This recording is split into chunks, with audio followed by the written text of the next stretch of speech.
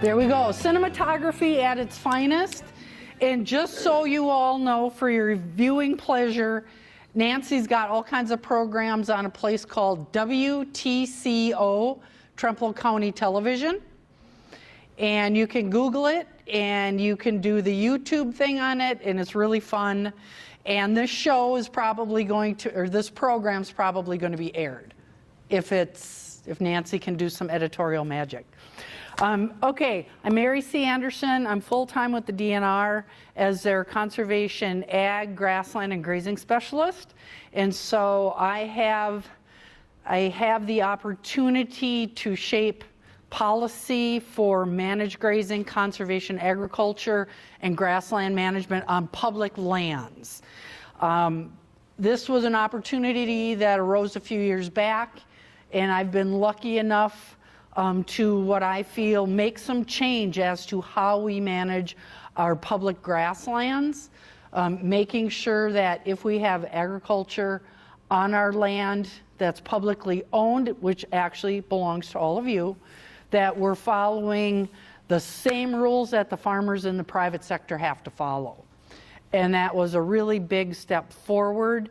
We've been able to expand our managed grazing practices from about 2,000 acres up to about 5,400 acres. This is by partnering deliberately with our neighboring farmers or farmers who are willing to travel a short distance to have them use the livestock to manage the grassland for the benefit of ground nesting birds. Now, ground nesting birds like bugs. What do cows, show of hands, what do cows leave behind when they're done grazing that fills up with all kinds of goodies that is high protein food for birds? Show of hands, does anybody know in this room? Cow pies, the hot lunch platter. But today I'm going to talk with you about drought preparedness. On the call yesterday with the Drought Task Force, hey, we're only 5.5 inches on average statewide behind from where we were 6 weeks ago. Everybody knows what summer was like. We thought it was going to be a panacea, right? We had one of the wettest springs on record in the state of Wisconsin. And then what happened in May? 90 degrees, 30 to 40 mile an hour sustained winds. And what did that do to our soil moisture? Poof, it was gone. Now, this is going to be the tricky part, folks.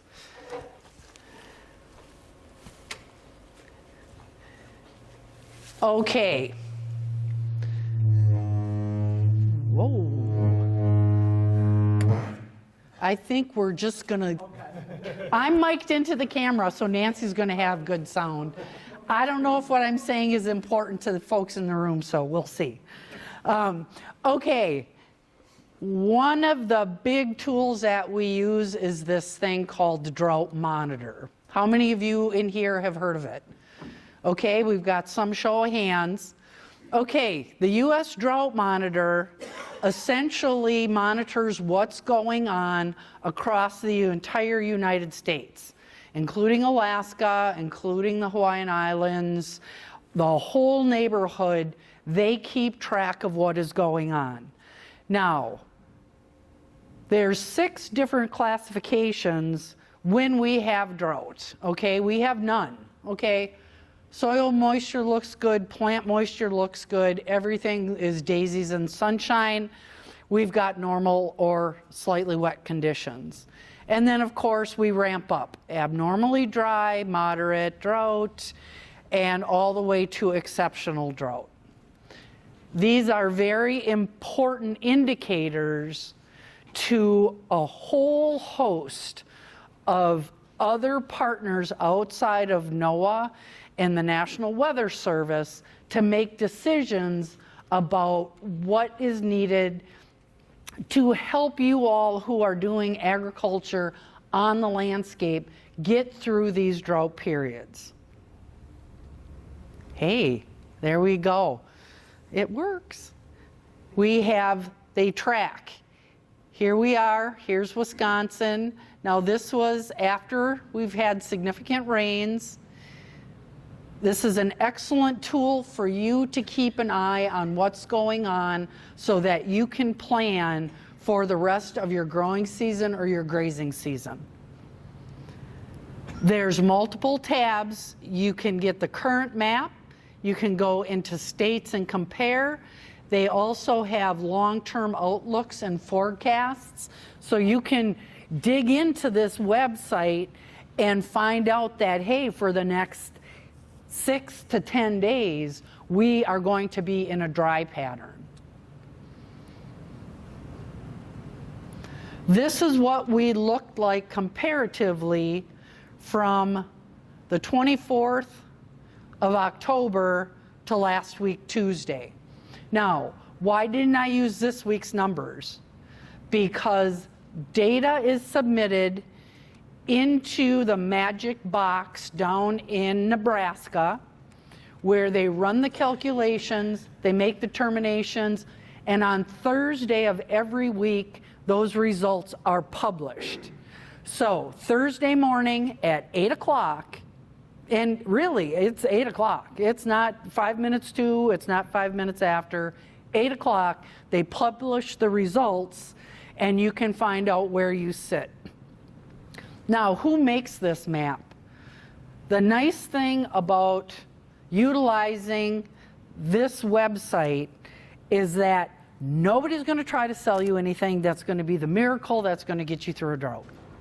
Okay? This is all done from USDA, NOAA, the National Drought Mitigation Center, the Department of Commerce is in on it, the University of Nebraska is in on it.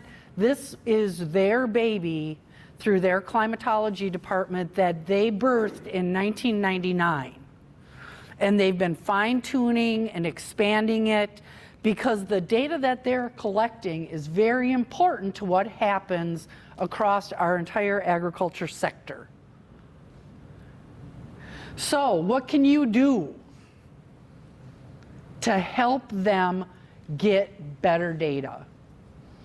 Everyone in this room is considered a social scientist. Did you know that? You all are social scientists? And you have the ability, and I'm not sure if this little scan bar thing will work on your phones from like here because it's a copy. You may have to, oh, we got a thumbs up in the back corner. Seymour, Condition Monitoring Observer Reports. You can download it onto your phone. You can get it on your desktop or your laptop computer. And it gives you the opportunity to go into your backyard, into your garden, out to your pasture, your alfalfa field, your cornfield, take a picture, log in. This is what I'm seeing. I'm seeing curling leaves, I'm seeing cracking ground.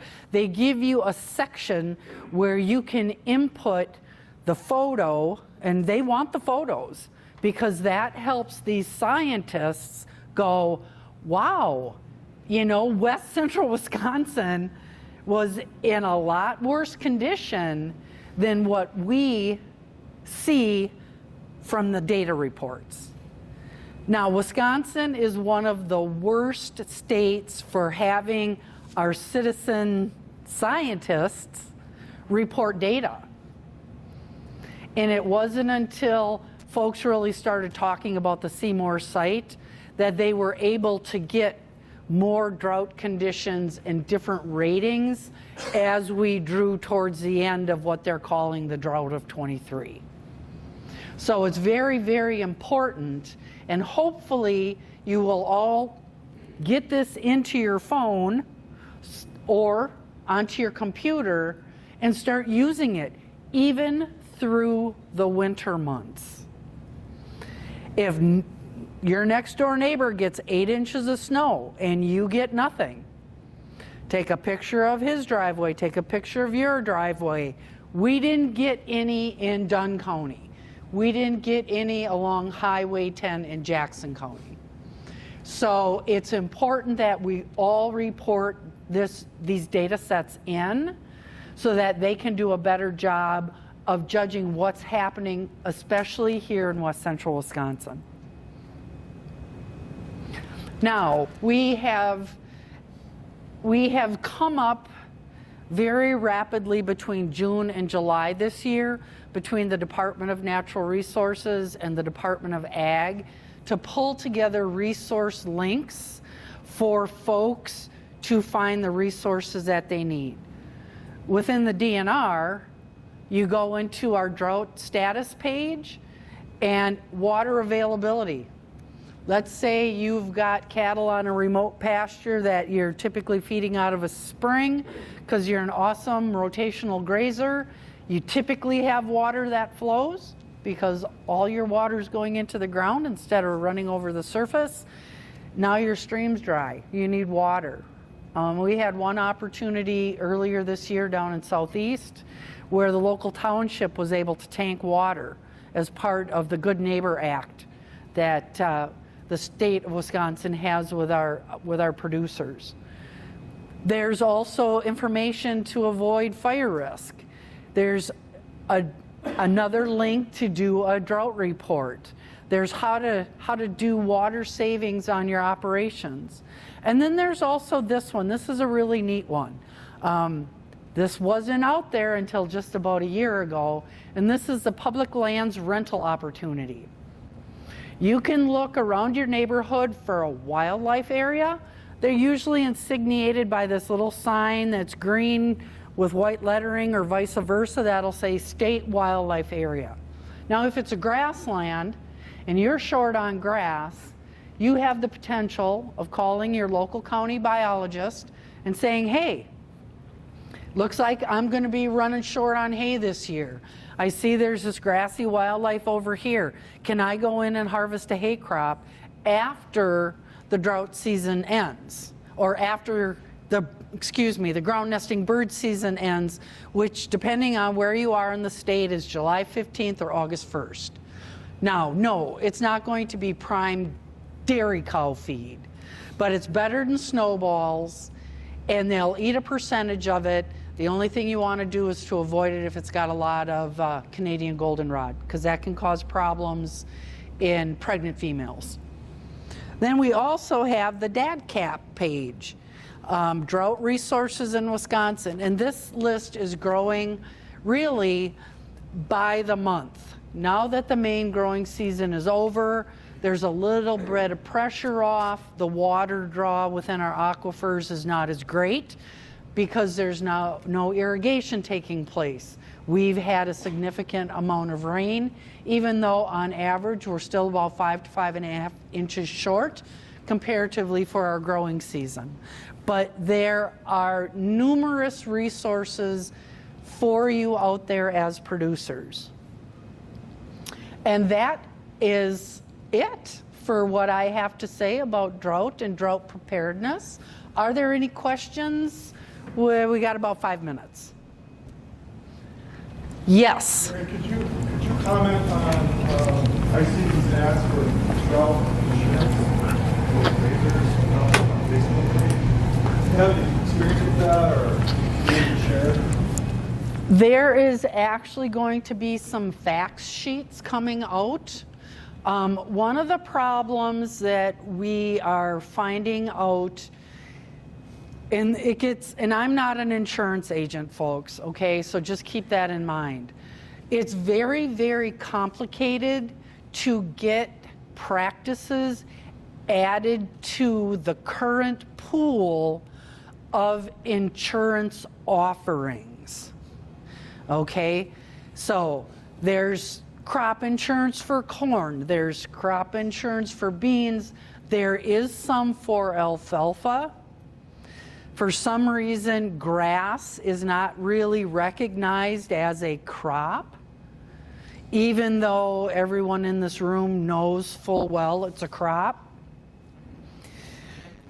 The Drought Task Force has been talking with a representative from the Insurance Commission. Now, there is grass offerings to the east of the Mississippi River. the companies that hold, I don't know if it's a license or hold that tool in their toolbox of insurance policies, they don't want to come across the Mississippi River. And we're trying to find out why not. Why can't we be offering these policies? But that's way, way high above my pay grade because I know little about the insurance commission.